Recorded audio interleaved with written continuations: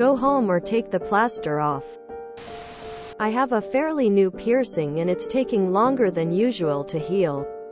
Since I work in fast food we need to take jewelry out, but because I obviously can't take it out, yeah, I just wear a plaster over it.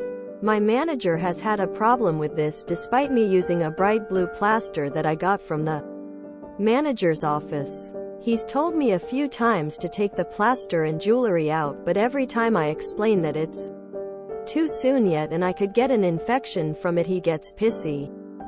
Thursday I was supposed to close cleaning and putting the ingredients away when we stopped taking orders. I put the plaster on before work so when I walked in you could see it. The manager stopped me. What's that?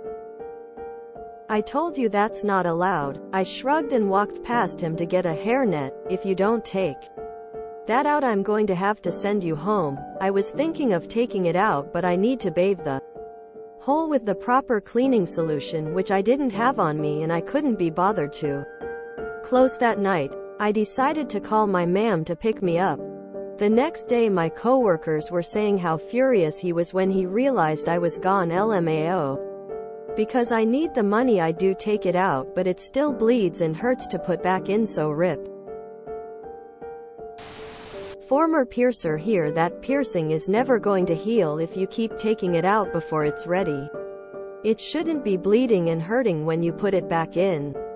By taking it out and putting it back before it's done healing, you're tearing the fistula that's forming and causing more damage, and more damage equals more scar tissue equals increased risk of developing a gnarly ball of scar tissue in the form of a keloid scar. I'd strongly suggest either a transparent retainer, or if that's not an option, just letting it close up and re-piercing it when you have a different job or a manager who's not such a dick about piercings and covering them with plaster. For us Americans, plaster equals adhesive bandage, not the stucco-like building material. Get a clear silicone retainer. It's harder to see and you'll be able to keep the piercing open.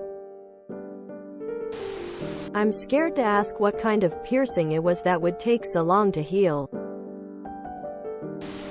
I went through the same thing working for the Wall of the World about 15 years ago. New lip piercing working in the photo lab, and my manager told me to take it out. I walked out that day and now look, they'll hire just about anybody with piercings, weird hair and tattoos.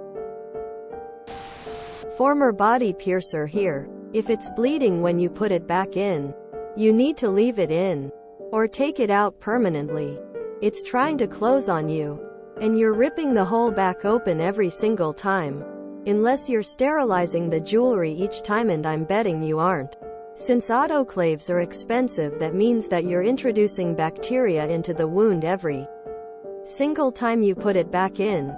Beyond that, constantly tearing it back open is going to lead to scarring. If you're lucky, you might get a small amount of hypertrophic scarring that will gradually go away. If you're not lucky or you're black, you could end up with keloid scarring. Black people are far more prone to keloid scarring than people that do not have a lot of black ancestry.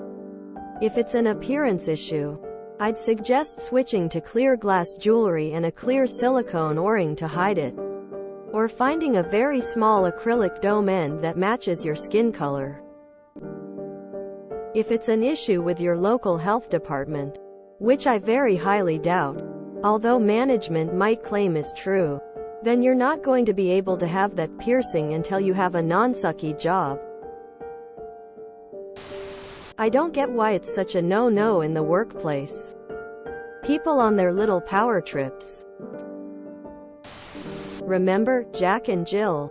Up Jack got and home did trot, as fast as he could caper. Went to bed to mend his head with vinegar and brown paper.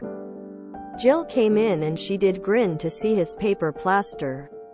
Mother, vexed, did whip her next for causing Jack's disaster. Part of adulting is accepting limitations. If you can't have visible piercings at your job, condition of employment, then don't get any new ones. Or get a job at an establishment that accepts piercings. I need the money, and I just got a piercing and until it heals. I'm going to have a challenge being legal at work. Quite the dichotomy. Why don't you use flesh-colored plasters?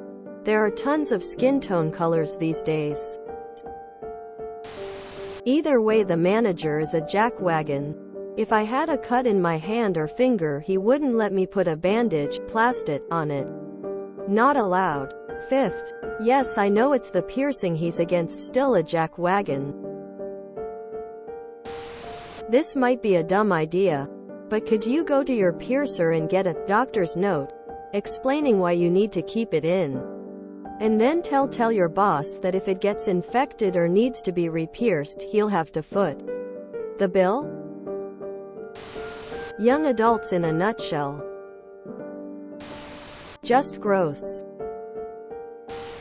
He should have fired your ass the second you refused the first time. Your blatant disregard for food handling safety and flagrant violation of health code is quite disgusting, if not disturbing. I would tweet McDuck and ask for clarification on the rule for this. My dad found an earring in his burger once. Yuck. Plaster? Do you mean Band-Aid? This sounds like KFC based on the close shift and the bright blue plaster. But probably not, since my managers are cool with face piercings. If you enjoyed this video, please check out our playlists full of similar content. Epicaricast is like doom scrolling for your ears. Please like, share, and subscribe.